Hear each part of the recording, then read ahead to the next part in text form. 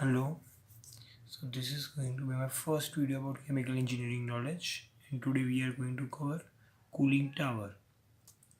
And the major objective of this today's video is the importance of cooling operation, then the explain working of the cooling tower and the application of cooling tower. Now as you can see now why we need cooling. So what that we need water and cooling is important aspect. So why we need cooling, then definition of that particular thing. The third thing we are going to cover is principle of cooling tower, then factors affecting the performance of cooling tower and the application of cooling tower. The last is the limitation of cooling tower. Now why we need cooling? Now there are basically number of things. First is the condensation of vapor. In chemical industry we need cooling tower, cooling. Then cooling of hot fluid from higher temperature to lower temperature, we need cooling. Then the crystallization, we require cooling.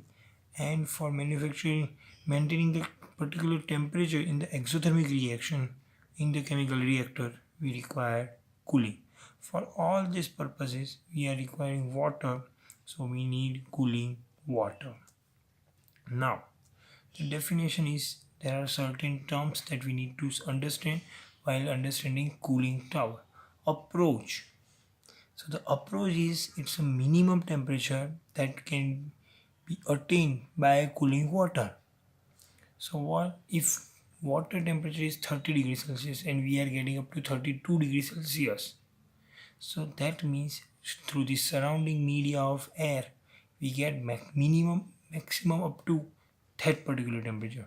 So if we have cooling water available at 32 degrees Celsius, we maximum get up to that approach only.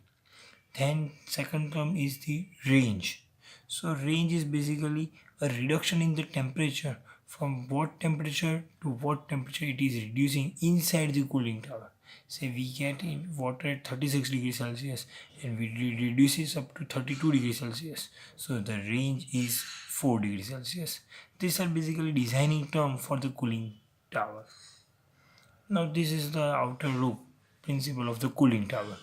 So as you can see that the cooling water is hot water is coming from the plant and it sprinkles in a spray format from the top, and the water is coming down with the gravity where surrounding air is coming in and that air is flowing upward direction due to that geometry of the equipment, and that air is reducing the temperature of the hot water. So the hot water is cooling and we got cooled water at the bottom.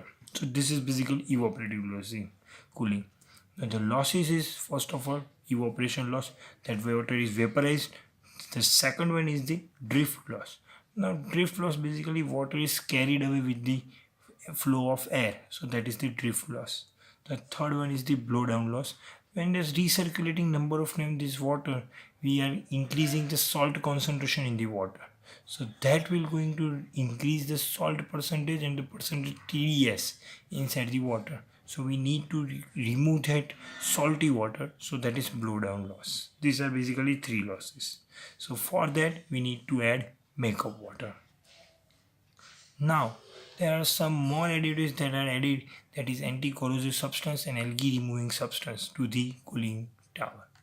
The application of cooling tower are petrochemical industry, pharmaceutical industry, fertilizer industry, power generation industry plants, where everywhere where we need to reduce the temperature up to room temperature, that we can use cooling tower. Now there are certain limitations. The first limitation is reduce temperature up to room temperature. So if we require to get the temperature below room temperature, then we cannot use cooling water. The second is the high heat capacity tower require, which require very larger area.